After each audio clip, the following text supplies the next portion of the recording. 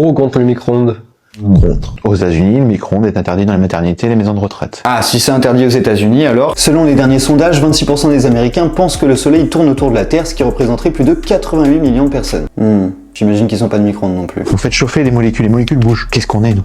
On est juste des molécules. Vous avez tout déréglé. On était à ça de découvrir la thermodynamique.